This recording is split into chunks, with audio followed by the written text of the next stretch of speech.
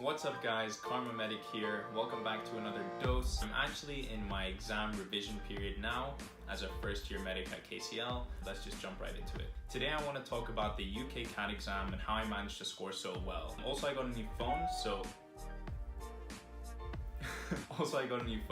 hopefully the video quality is good. So I took the UKCAT exam in the late summer of 2016. I really only had about 4 weeks to prepare, and that's because I was applying to both Canadian and UK medical schools at the same time. What I ended up doing was I would spend about 2 to 3 hours on the UKCAT every single day for exactly 4 weeks. So how I see the UKCAT is really a game of learning how to play the exam. You just have to make sure you know what the questions are looking for, you know what the answers look like, and you just do enough practice that anything you see becomes similar to something that you've already done. When I did the UKCAT exam, the 4 sections were abstract reasoning, verbal reasoning, quantitative reasoning, and situational judgment. The UKCAT tends to change from year to year, so keep that in mind. You guys might have a different section. Okay, so I'm sure you're all wondering what I got. I ended up scoring 830 in quantitative reasoning, 820 in abstract reasoning, 670 in the verbal section, and that's because I suck at English, and then band 2 in situational judgment. Okay, so before I get into the specific sections that were tested on my UKCAT exam, I want to talk about some general tips. And I think these tips are going to be extremely useful when you're practicing. So the first one is to make sure you triage the harder questions. And what that means is that you skip the harder questions and you leave them to the end. Personally, I love doing exams in order. I love doing questions in order, everything in order. But trust me, for the UKCAT exam, you want to make sure you get the easy marks first. You're going to end up spending a lot of time on the harder questions, and they're worth the exact same amount as the easy questions. And the examiners know this, and they'll often put hard questions nearer to the beginning so that students can get stuck on them and waste a lot of time there. So make sure that you skip the harder questions and leave them to the end. Also, it's important to say that the exam is taken on a computer, and you need to use a calculator that's computer-based. So make sure you get used to using a keyboard and mouse before the actual day of the exam, so that when it comes to that day, you're already familiar with how everything works. If you go on their website, you can download their interface so that you can practice exams on the actual interface that's going to be the same as on your exam day. Okay, this is something that I wish I had done when I was revising for the UKCAT. When you are looking through your answers and you realize that you got a question wrong, don't just mark it as wrong and then move on and continue marking questions. Look at that question, realize what the thought process was in your head that led you to getting that question wrong. Because it's really easy to have negative patterns and continue to do them over past exams. You want to make sure you find those early on and fix them, get them out of the way. Really just practice, practice, practice. You can go online to the official UKCAT website. They have plenty of resources there, plenty of past papers that you can do for free. So definitely make use of those. There's a really great forum in the UK, if you don't know, called the Student Room. You can just go there, find the UKCAT section, and ask questions to other students also going through the UKCAT. Also, something that I did that I found really useful was keeping a tracked breakdown of all the different sections from the past exam questions and seeing how I was doing. So for verbal reasoning, every time I did a past exam or a past subsection of questions, I would write down the percentage of questions I got right, and so I could track that over time. And that way you can see what section you're performing worst in, what section you're performing best in. And then lastly, the test is very, very fast paced, and it's okay if you don't manage to go through all the questions in a section. Okay, so that's it for the general tips. Let's get into the specific subsections, and I'm gonna start with verbal reasoning. Verbal reasoning was my worst section. I really didn't read a lot as a kid. I didn't have the best vocabulary, and so I didn't perform that well. But I still have a lot of very useful tips to give you guys. In verbal section, you're gonna come across a lot of really long passages and a lot of really short passages. You're gonna read a passage, and then there's gonna be questions relating to that passage, okay? You should not use outside information to answer those questions. If the passage says that spaghetti grows on trees, and the question asks, does spaghetti grow on trees? The answer is yes. The only answers can be true, false, or out of scope.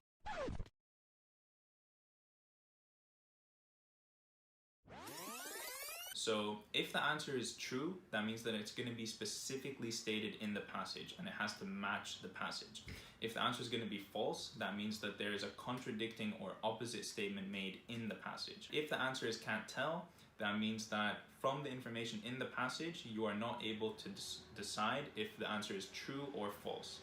And don't be scared to put down don't tell. Don't tell actually comes up a decent amount of the time. So always keep it there as an option. Make sure you leave the long, complicated passages for later on. Do the quick, easy ones first to maximize the number of points you can get. So when you read the question, there's always going to be a couple of key words, and these will usually be things like names, dates, cities or places. So you want to take those keywords and then go to the passage and quickly scan for them. Once you find that matching word, read one line above, one line below, and your answer should be located somewhere in there. So make sure to quickly scan for all of those important and keywords relating to the question. If you get stuck on a question and you end up spending too much time on it, just skip it, just move on. Click a guess and then go to the next question. It's worth the exact same amount of marks as all the other questions. Just skip it and move on. Also, when reading the questions, focus on the words some, cannot, most, least. Any of these words are going to be used to try and trick you in your thought process when you're reading the question. So make sure you underline those and pay special attention to them. Okay, so moving on to quantitative reasoning. Quantitative reasoning is a scary section for a lot of people, but even if you're not that good at math, don't worry, you can still do well. You just need to really practice, okay? Quantitative reasoning is all about knowing the equations that you have to use in the questions and using them quickly and efficiently. All the math is very simple in quantitative reasoning section. Probably basic things that you've done in GCSE or the IB before. The difficult part comes in very quickly answering the questions, doing the mental math, not wasting time on the calculator, things like that. I'm gonna put up a bunch of equations on the screen, somewhere here, and here. Make sure you pause the video, write all these down, and memorize them, because you're going to need them at some point in your UKCAT exam. So one of the biggest tips I can give you is when you need to estimate a value from a graph, make sure you take the time to estimate it within a decent degree of accuracy. A lot of questions are going to involve either one calculation, two calculations, or three calculations. If you can tell from the very beginning that a question is going to take 3 or more calculations, just skip it and leave it to the end, because that's going to take a lot of time, a lot of energy on that one question.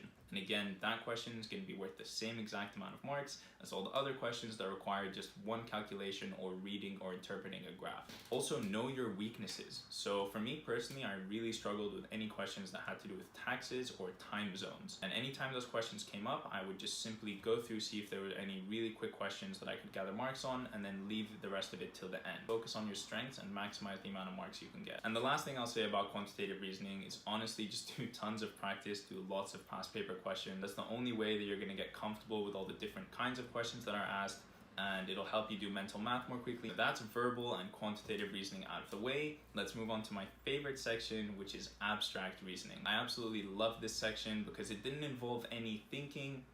Well, not so much thinking, but it didn't involve any like hard concentration or math. You just had to look at the shapes, run through the things that you memorized in your head, and choose what you thought was best. So if you don't know abstract reasoning, you'll have blocks A, blocks B, and then you'll have a couple of new shapes over here, and you'll have to decide if they fit into blocks A or blocks B.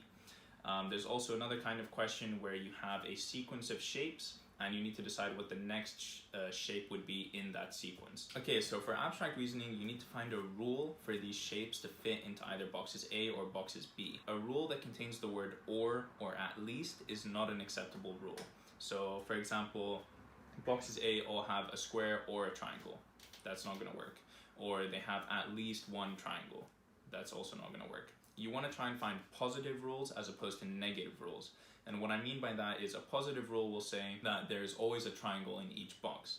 A negative rule will say that there is not a triangle in each box. You've probably heard of this before. It's a really common method used, and that's the SCANS method. That stands for shape, color, I don't remember. It stands for shape, color, arrangement, number, and size. So basically what you want to do is you want to look at the, these are my UKCAT notes, by the way. We'll get into those a little bit later. But basically what you want to do is you want to look at the question and you want to look at the two boxes and run through these things in your head. Scans. So what I'm going to do is read out what I have under each section of scans. So for shape, for example, what I would look for within that category, and just write these down, and when you're going through the questions, just keep these in your mind for things to look out for that a pattern could be. Okay, so some tips for the abstract reasoning section. Definitely when you're comparing boxes A and boxes B, look at the simplest box. So the simplest box is also going to follow the rule that all the other more complicated boxes follow. So always look at the simplest box first and try and decipher the rule from there. And for the sequencing questions, my best advice is just focus on one element. So if there's 5 different shapes in that sequence, just focus on one shape and see how it changes over time. Usually it changes color or changes size between boxes, maybe it rotates a little bit each time.